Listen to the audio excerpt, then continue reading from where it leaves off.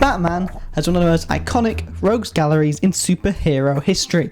Whether he's facing off against a maniacal clown, or a love-struck snowman, or anything in between, the Dark Knight always seems to have his hands full, which is why it comes as no surprise to hear that in Batman Arkham Knight, the Caped Crusader has a lot of villains to tackle.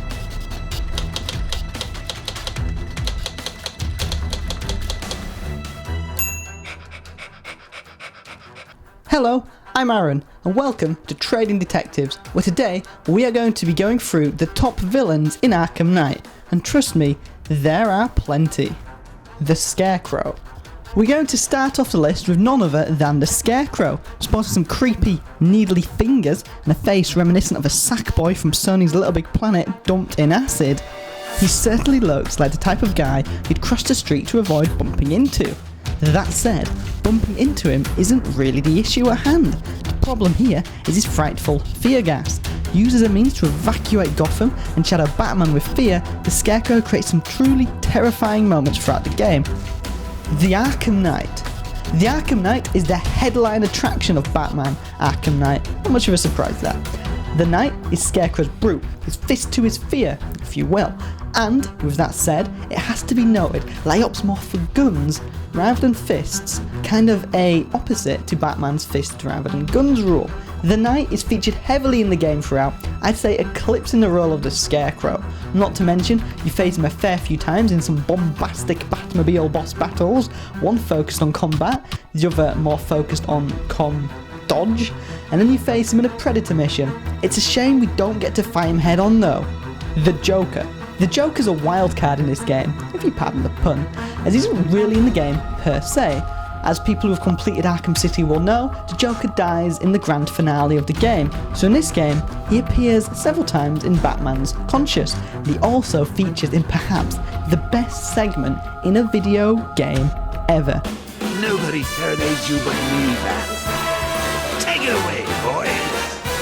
The Joker plays off Batman's fear of losing control of his actions, succumbing to his greatest rival's murderous modus operandi. The Joker also features in a fantastic segment towards the end of the game, which I won't spoil, but trust me, it's certainly thinking outside the proverbial Jack in the Box, Harley Quinn. Harley Quinn was finally set free of the Joker's shadow, set to cause some mayhem in Arkham Knight after the conclusion of Arkham City. Harley takes over Panessa Studios, Batman's base midway through the game, providing the playing field for some fun-filled missions. Harley Quinn's inclusion in the game is very much welcomed. It's great to see how she reacts to the Joker's death, and the whole scenario she creates, forcing Batman, who wants to fight alone in this game, to team up with Robin, is a great mix to the usual open-world gameplay. Two-Face. Dwight D. Eisenhower once said that peace and justice are two sides of the same coin.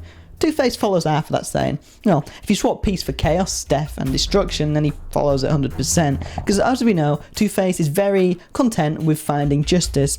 Unfortunately, it's his own type of violent justice. The former Harvey Dent has teamed up with the Penguin to rob the banks of Gotham, and it's up to Batman to dispatch of his two-faced foe. Penguin. The Penguin is fast becoming a fan favourite scoundrel. Wait, no, not that Penguin. However, this Penguin in Arkham Knight is more matured, an Emperor Penguin.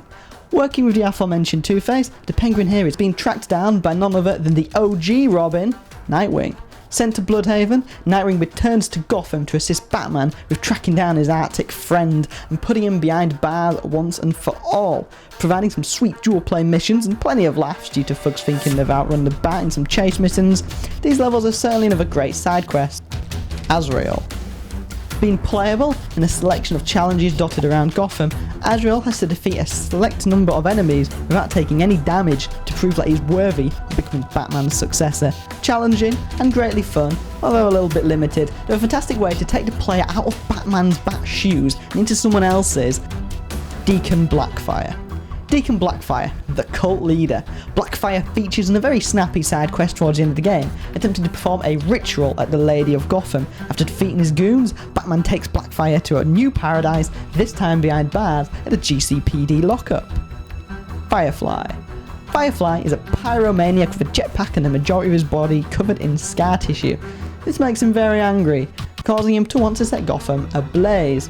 Firefly does this by targeting several fire stations around Gotham, setting them on fire, so they're not much good putting out his fires in the future. This instigates several Batmobile chase missions, dodging flames that he leaves behind in the street before gracefully flying through the air and, ungracefully, trapping Firefly's face between your Batman fist and the literal streets of Gotham, numerous, repeated times, until his face is pretty numb. Professor Pig. Professor Pig was the villain in Arkham Knight that gave me the creeps the most. From its chilling opera music that's now synonymous in my mind with mutilated, bandaged head corpses, to his creepy pig mask and deeply disturbing pig squeals, Professor Pig is certainly not the type of creature you would want on Old MacDonald's farm. He appears in Arkham Knight during the perfect crime side mission, making Batman hunt down his victims around Gotham. Hush.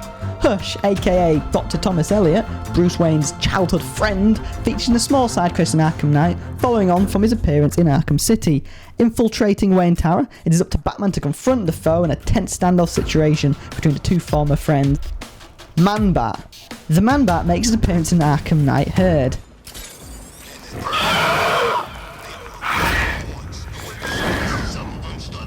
Yeah, that really made me jump.